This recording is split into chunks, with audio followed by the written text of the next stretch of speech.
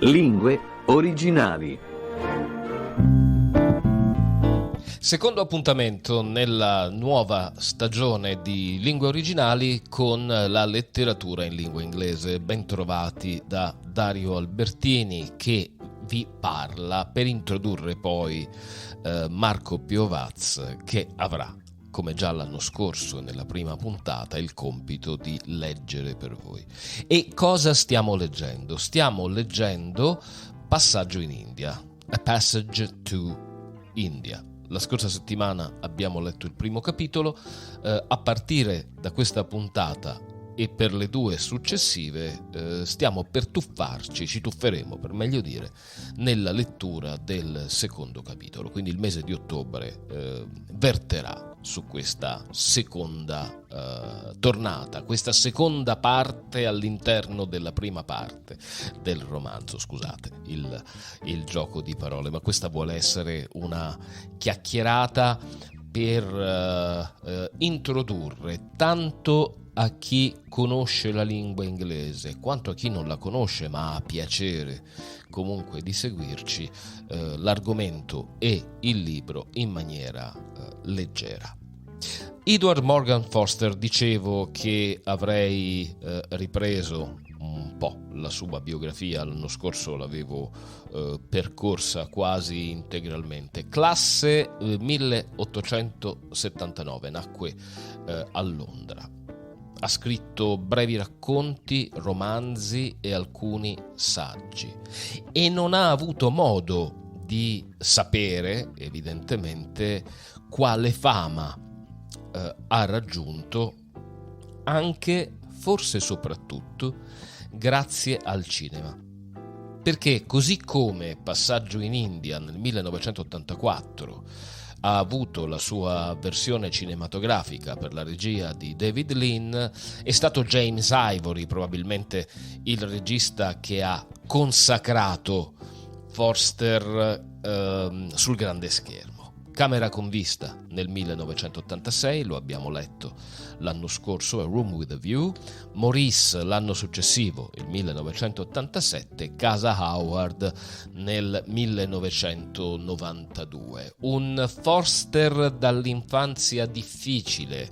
Suo padre morì quando il bimbetto direi, aveva soltanto 1 anno, e da questo lutto un grandissimo attaccamento a sua madre. Altri cenni della vita di E.M Morgan Forster nelle prossime puntate a lui dedicate. Torniamo un attimo a parlare però del libro di Passaggio in India, A Passage to India.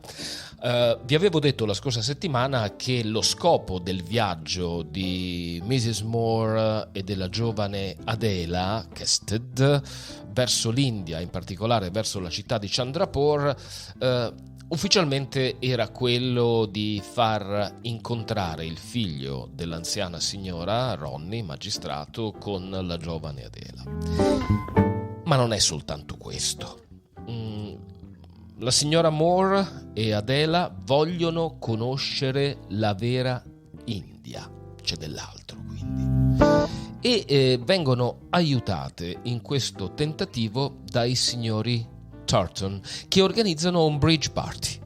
Non confondiamoci, non si tratta di una festa dove si gioca a bridge, ma proprio traduzione letterale, bridge party, festa ponte, un'occasione per creare un ponte fra le due culture, quella inglese e quella indiana. Ricordate, nella prima puntata vi ho detto che a Chandrapur gli indiani vivevano nella parte bassa, mentre gli inglesi e gli anglo-indiani nella cosiddetta cittadella, la parte alta della città. Bene, questa festa vuole essere un tentativo di creare un collegamento e si svolge proprio all'interno della cittadella. Bridge Party, che è il primo dei 3 eventi fondamentali che caratterizzano e scandiscono la storia. Divisione, quindi, non è soltanto una divisione culturale, ma anche sessuale. E quindi, se volete, potete anche voi provare a creare dei ponti, non fra due culture, ma fra l'India colonizzata e la nostra storia occidentale, compresa quella italiana. Non è solo una divisione fra inglesi e indiani, ma gli indiani sono a loro volta strettamente, inesorabilmente direi, divisi, proprio divisi, uomini da una parte e donne dall'altra. Non rubo altro tempo alla lettura, linea e microfono a Marco Piovaz. Entriamo nel secondo capitolo di Passaggio in India, A Passage to India di E.M Forster. Buon ascolto.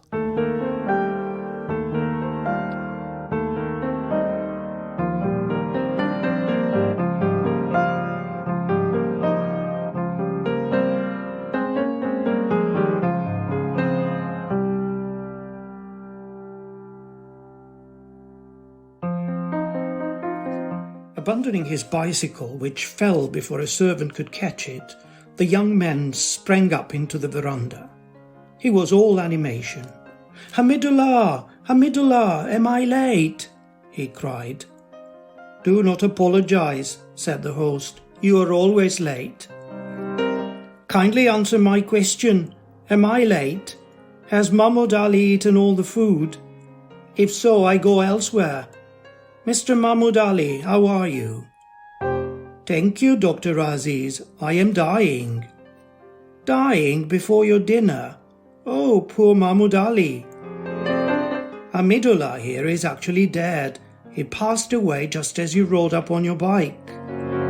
"Yes, that is so," said the other. "Imagine us both as addressing you from another and a happier world. Does there happen to be such a thing as a hookah in that happier world of yours?" "Aziz, don't chatter. We are having a very sad talk." The hookah had been packed too tight, as was usual in his friend's house, and bubbled sulkily. He coaxed it. Yielding at last, the tobacco jetted up into his lungs and nostrils, driving out the smoke of burning cow dung that had filled them as he rode through the bazaar. It was delicious.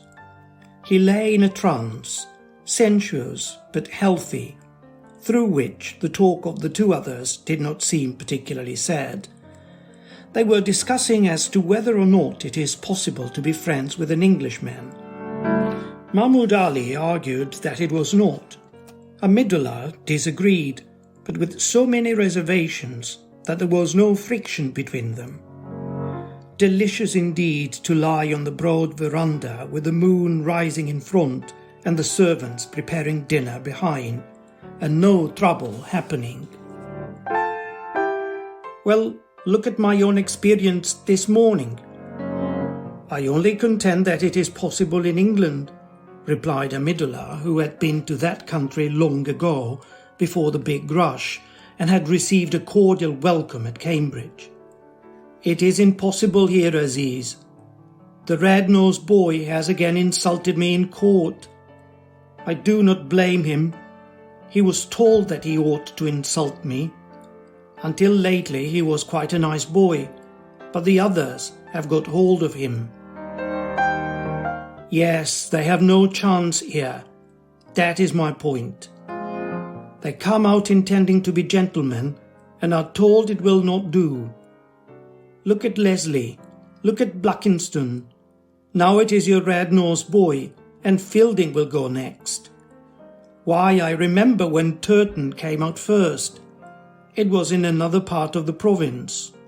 You fellows will not believe me, but I have driven with Turton in his carriage. Turton, oh yes, we were once quite intimate.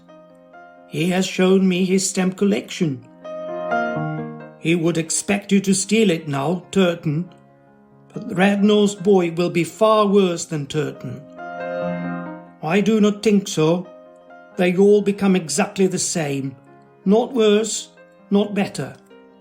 I give any Englishman 2 ears, be he Turton or Burton, it is only the difference of a letter. And I give any Englishwoman 6 months. All are exactly alike. Do you not agree with me? I do not, replied Mahmud Ali, entering into the bitter fun and feeling both pain and amusement at each word that was uttered. For my own part, I find such profound differences among our rulers. Rednose mumbles, Turton talks distinctly. Mrs. Turton takes bribes, Mrs. Rednose does not and cannot, because so far there is no Mrs. Rednose. Bribes. Did you not know that when they were lent to Central India over a canal scheme, some Raja or other gave her a sewing machine in solid gold so that the water should run through his state? And does it? No, that is where Mrs. Turton is so skillful. When we poor blacks take bribes, we perform what we are bribed to perform, and the law discovers us in consequence. The English take and do nothing. I admire them. We all admire them, Aziz. Please pass me the hookah. Oh, not yet. Hookah's so jolly now. You are a very selfish boy. He raised his voice suddenly and shouted for dinner.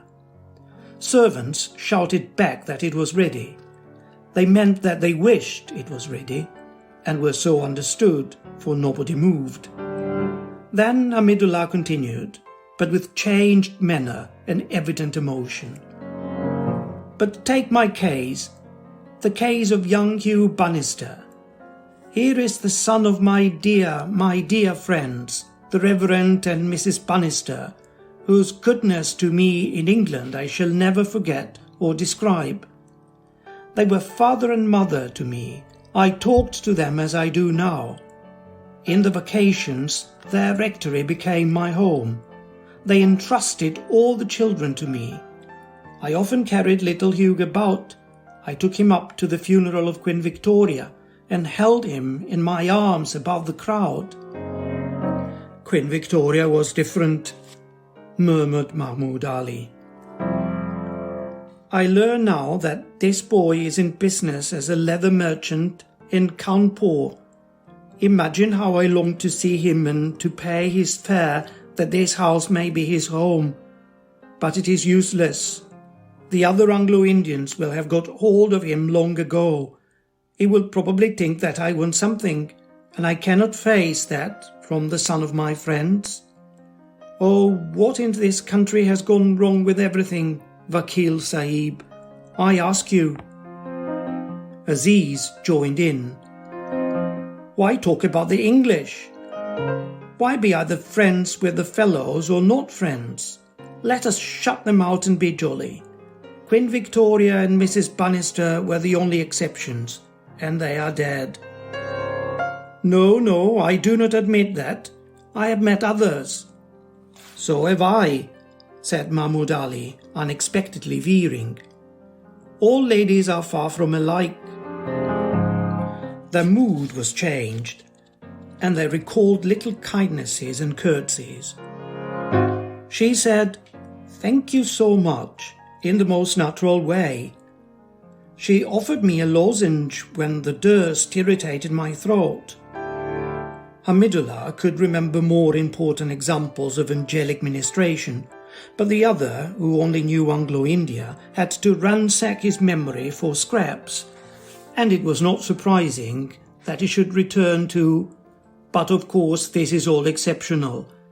The exception does not prove the rule. The average woman is like Mrs. Turton, and Aziz, you know what she is." Aziz did not know, but said he did. He too generalized from his disappointments. It is difficult for members of a subject race to do otherwise. Granted the exceptions, he agreed that all English women are haughty and venal.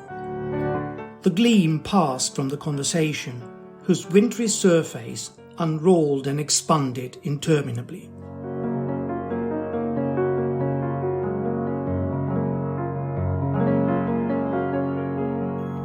Su Caffè Italia a Lingue Originali vi raccontiamo storie, anche nella lingua madre degli autori. Lo facciamo il venerdì alle 22, come oggi, con Marco Piovaz, per leggere in lingua inglese e addentrarci nei grandi scritti che ci arrivano dall'Inghilterra. Il libro col quale vi intratteniamo nel mese di ottobre, lo ricordo, Passaggio in India, Passaggio to India, abbiamo iniziato a leggere il secondo capitolo. Lo facciamo il sabato con Nadia Meroni, la nostra lettrice di lingua tedesca, e lo facciamo la domenica sera con Barbara Marchand per quanto riguarda la lingua francese, sempre alle ore 22. E se vi siete persi qualcosa, tutti gli episodi sul podcast e sul canale YouTube di Caffè Italia. Da Dario Albertini, grazie per l'ascolto, appuntamento alle prossime puntate di Lingue Originali.